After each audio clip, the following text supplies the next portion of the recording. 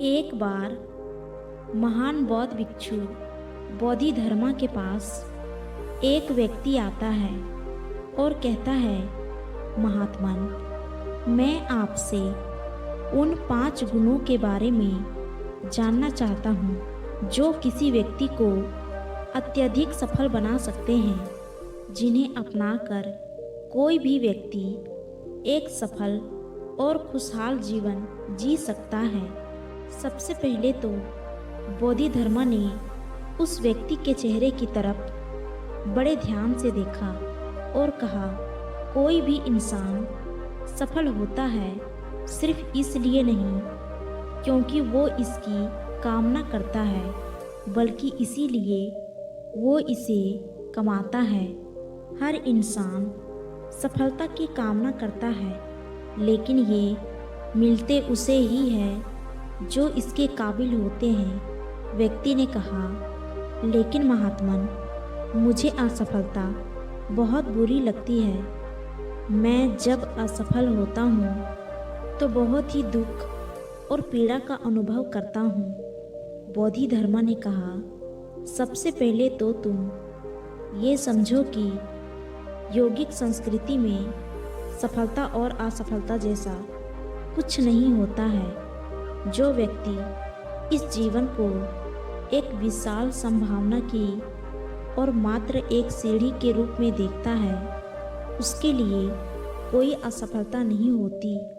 जो इंसान जीवन में घटने वाली साधारण घटना को ही अपना लक्ष्य बना लेता है, केवल वही सफल या असफल होता है। अगर कोई व्यक्ति इस जीवन को एक विशाल संभावना की सीढ़ी के रूप में देखता है, तो फिर उसके साथ अगर कुछ अच्छा होता है तो वो अपनी भलाई के लिए इस्तेमाल करता है, पर अगर उसके साथ कुछ बुरा होता है तो वो उसे भी अपनी भलाई के लिए ही इस्तेमाल करता है।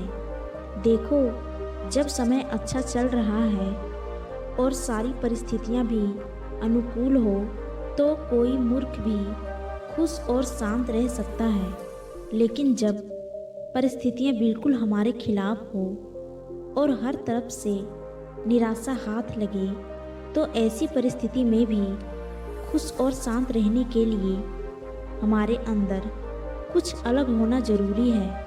अगर एक राजा के पास दुश्मन राज के तुलना में 10 गुना बड़ी सेना है, तो ऐसी स्थिति में एक कमजोर और कायर राजा भी उस युद्ध को जीत सकता है। लेकिन अगर स्थिति ठीक इसके विपरीत हो तो उस युद्ध को जीतने के लिए एक अद्भुत साहस और योजना की जरूरत पड़ेगी। तो कहने का अर्थ ये है कि हमारे जीवन में विपरीत परिस्थितियां आएंगे ही। अब यह तो हम उनका उपयोग कर सकते हैं खुद को और भी मजबूत और बेहतर बनाने के लिए, या फिर हम बैठकर रो सकते हैं। इसका चुनाव पूरी तरह से हमारे हाथ में है और ये नियम हर चीज़ के लिए लागू होता है। बोधि धर्मा ने व्यक्ति की ओर इशारा करते हुए कहा, मान लो तुम्हारा जीवन में एक बहुत ही भयंकर घटना घटी, लेकिन तुम इसका भी इस्तेमाल कर सकते हो अपने विकास और खुशहाली के लिए। अगर तुम स्पष्ट रूप से ये देख पाते हो कि तुम्हारे जीवन की ये सारी छोटी मोटी घटनाएं बस एक सीढ़ी है उस विशाल संभावना तक पहुंचने की, चुनना तुम्हें है। बस महत्वपूर्ण ये है कि तुम चाहे जो कुछ भी करो, लक्ष्य केवल एक ही है, उस विशाल संभावना की ओर बढ़ना। पर अगर तुमने इसे निर्धारित कर लिया है तो फिर तुम्हारे जीवन की हर घटना तुम्हारे लिए फायदेमंद बन जाएगी। सफलता फायदेमंद है, असफलता तो असल में और भी ज़्यादा फायदेमंद है। इसीलिए असफलता से डरना बंद करो। असफलता अपने आप में काफ़ी डरावनी है। डरने से ये और भी ज़्यादा भयानक हो जाती है। व्यक्ति ने कहा, महात्मन, मैं आपकी पहली बात तो समझ गया कि मुझे असफलता से डरना नहीं बल्कि सीखना चाहिए। लेकिन क्या आप मुझे समय के नियंत्रण के विषय में कुछ बता सकते हैं? मेरा समय पर कोई नियंत्रण नहीं है। मैं अपना ज़्यादातर समय फालतू के कामों में बर्बाद कर देता हूँ। आखिर मैं अपना समय नियंत्रित कैसे करूँ? बोधिधर्मा ने कहा, जिसे हम सब जीवन कहते हैं वो असल में समय और ऊर्जा का एक खास सामंजस्य है। लेकिन दुर्भाग्य से ज़्यादातर लोग समय और ऊर्जा के इस सामंजस्य को ठीक से संभालना कभी नहीं सीखते।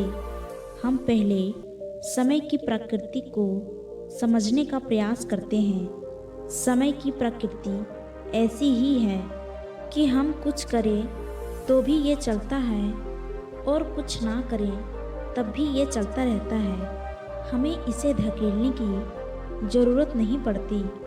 लेकिन समय पर महारत हासिल किए बिना कोई भी व्यक्ति अपने लक्ष्य प्राप्ति को सुनिश्चित नहीं कर सकता। तो प्रश्न ये है कि समय को अपनी मुट्ठी में कैसे करें?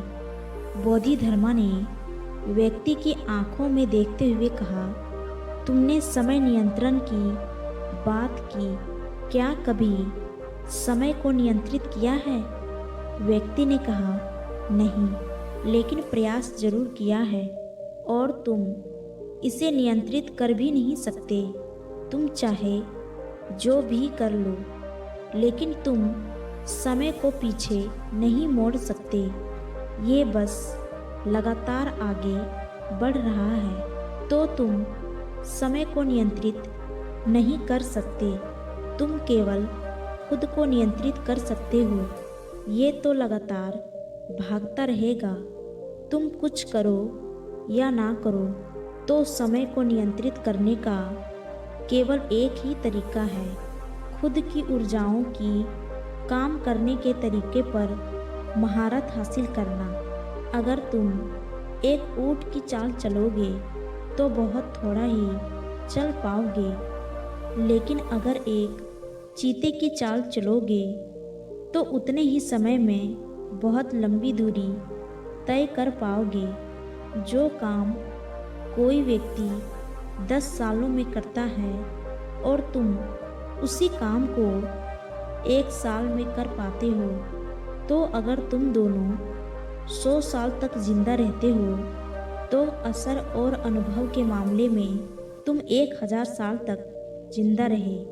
और केवल यही तरीका है, इसके द्वारा तुम समय को अपने नियंत्रण में ले सकते हो।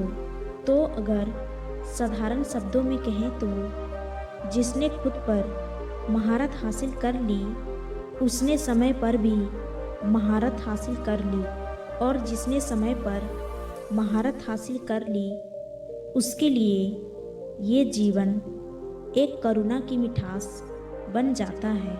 व्यक्ति ने बोधिधर्मा से अगला प्रश्न किया, महात्मन, हम किसी भी काम में अपना सर्वश्रेष्ठ कैसे दे सकते हैं? बोधिधर्मा ने व्यक्ति से पूछा, क्या तुम समझते हो कि तुम्हारा ये जीवन कीमती है? व्यक्ति ने कहा, हाँ महात्मन, मेरा जीवन कीमती है। बोधिधर्मा ने कहा, अगर तुम अपने जीवन को कीमती समझते हो तो तुम्हें इस बात की चिंता करनी चाहिए कि तुम अपने इस कीमती जीवन को कहाँ लगा रहे हो। तुम्हें सिर्फ इसीलिए किसी काम को नहीं करना चाहिए क्योंकि दूसरे लोग भी इसी काम को कर रहे हैं। जब तुम अपना किसी भी काम में अपना इतना कीमती जीवन, समय और ऊर्जा लगाते हो तो तुम्हें केवल वही करना चाहिए जो तुम्हारे लिए सच में मायने रखता है और जिसे करने में तुम्हें आनंद आता है। इससे कोई फर्क नहीं पड़ता कि कोई काम फायदेमंद है या फायदेमंद नहीं है। अगर तुम्हारा दिल उस काम में नहीं है तो तुम कभी भी अपना सर्वश्रेष्ठ नहीं दे पाओगे।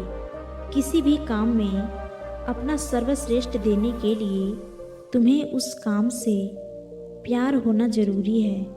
और जब तक तुम किसी काम में अपना सर्वश्रेष्ठ नहीं देते तब तक तुम उस काम में मंत्र मुक्त कर देने वाला प्रदर्शन कभी नहीं कर सकते और तुम्हारे साथ शानदार चीज़ें कभी घटित नहीं होगी। दुनिया का चाहे कोई सा भी काम तुम करो, लेकिन अगर उस काम के प्रति तुम पूरी तरह से समर्पित नहीं हो तो तुम कभी भी कोई महत्वपूर्ण काम नहीं कर पाओगे। हो सकता है कि तुम उस काम से अपनी रोजी रोटी कमा लो, लेकिन तुम अपने पीछे कोई छाप, कोई प्रभाव नहीं छोड़ पाओगे। बोधिधर्मा ने आगे कहा, तुमने महाभारत के महान योद्धा अर्जुन के बारे में तो सुना ही होगा। वो व्यक्ति तीर को अपने निशाने पर मारने के अलावा और कुछ भी नहीं जानता था। उसका पूरा समर्पण केवल तीर को उसके निशाने पर मारने के प्रति था और वो तीर को उसके निशाने पर उसके जैसा कोई नहीं मार सकता था और वो अपने समय का सर्वश्रेष्ठ धनुधर बन गया। तो कहने का अर्थ यही है कि अपना सर्वश्रेष्ठ देना चाहते हो तो उस काम के प्रति तुम्हारा प्रेम और समर्पण बेहद आवश्यक है। और जब भी तुम अपने जीवन में किसी लक्ष्य को चुनो तो खुद से ये प्रश्न करो कि तुम उस काम को जीवन भर कर सकते हो। क्या वो तुम्हारे लिए सच में मायने रखता है? और आज से कई सालों बाद जब तुम पीछे मुड़कर देखोगे तो क्या तुम उस पर गर्व और खुशी महसूस कर पाओगे जो तुमने किया है? अगर इसका जवाब हाँ है तो फिर तुम्हें वही काम करना चाहिए। व्यक्ति ने अगला प्रश्न किया, महात्मन, मैंने बचपन से लोगों से कहते सुना है कि कड़ी मेहनत करो, कड़ी मेहनत करने से सफलता मिलती है। क्या सच में कड़ी मेहनत हर इंसान को सफल बना सकती है? बोधिधर्मा ने कहा, केवल कड़ी मेहनत करने से दुनिया में कुछ नहीं होता। और ये बड़ी दुर्भाग्य की बात है कि बचपन से ही बच्चों को उसके माता पिता और आसपास के लोग ये कहना शुरू कर देते हैं, कोई भी काम दिल से करो, मेहनत से पढ़ो, मेहनत से हर काम करो। और फिर वह बच्चा हर काम में बस कड़ी मेहनत करने की कोशिश करता है। अगर हम सिर्फ कड़ी मेहनत करने से हर काम करेंगे तो हर काम नहीं होंगे। ये बस एक गधे का जीवन बनकर रह जाएगा। हर काम कड़ी मेहनत से करो, ये कहने के बजाय हमें ये कहना चाहिए कि खुशी के साथ पढ़ाई करो, प्रेम के साथ काम करो। अगर किसी काम में सिर्फ मेहनत ही लगनी है तो फिर उस काम को छोड़ देना चाहिए। अगर हम उस काम को प्यार से कर सकते हैं तो ही हमें वो काम करना चाहिए। ऐसा हर व्यक्ति को लगता ज़रूर है कि मेहनत से सारे काम किए जा सकते हैं, लेकिन सच ये नहीं है। सच तो ये है कि केवल कड़ी मेहनत करने से सब कुछ हासिल नहीं किया जा सकता। हमें कड़ी मेहनत के साथ साथ सही चीज़ें सही समय पर और अच्छे तरीके से करनी पड़ेगी, तब जाकर बात बनेगी। जिन लोगों ने सफलता पाई है उन्हें सफलता केवल उनके कड़ी मेहनत के वजह से नहीं मिली, बल्कि उन्हें स्पष्ट रूप से पता था कि उन्हें करने के लिए सही चीज़ क्या है। नहीं तो उनके ही क्षेत्र में कई लोग असफल हो गए होंगे, जबकि शायद उनमें से कई लोग उस सफल व्यक्ति से भी ज़्यादा मेहनत करने वाले रहे होंगे, लेकिन वो असफल हो गए क्योंकि उन्होंने काम को सही तरीके से नहीं किया। तो सिर्फ कड़ी मेहनत करने से कुछ नहीं होगा, काम को सही तरीके से करना ज़्यादा महत्वपूर्ण है। व्यक्ति ने कहा, महात्मन, मैं बस आपसे एक आखिरी प्रश्न और करना चाहता हूँ। जीवन को सही तरीके से जीने के लिए क्या करना चाहिए?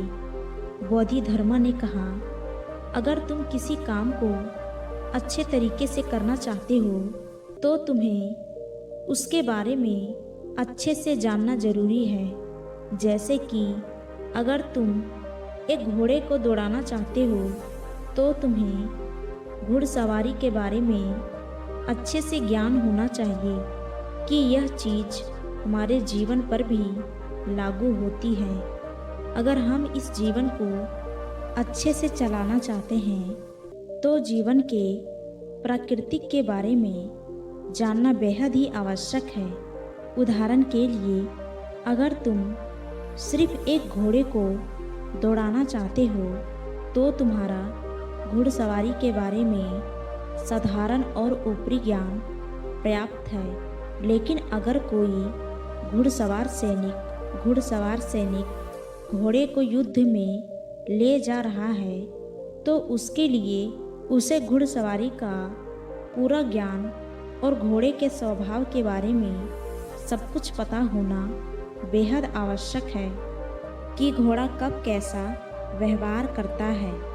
ठीक इसी प्रकार अगर तुम इस जीवन को सिर्फ किसी प्रकार से जीकर चले जाना चाहते हो तो तुम्हें ज़्यादा कुछ करने की ज़रूरत नहीं है। लेकिन अगर तुम इस जीवन को संपूर्ण अस्तित्व और जागरूकता के साथ जीना चाहते हो तो तुम्हारे लिए इस जीवन को और खुद को गहराई से समझना बेहद ही आवश्यक है।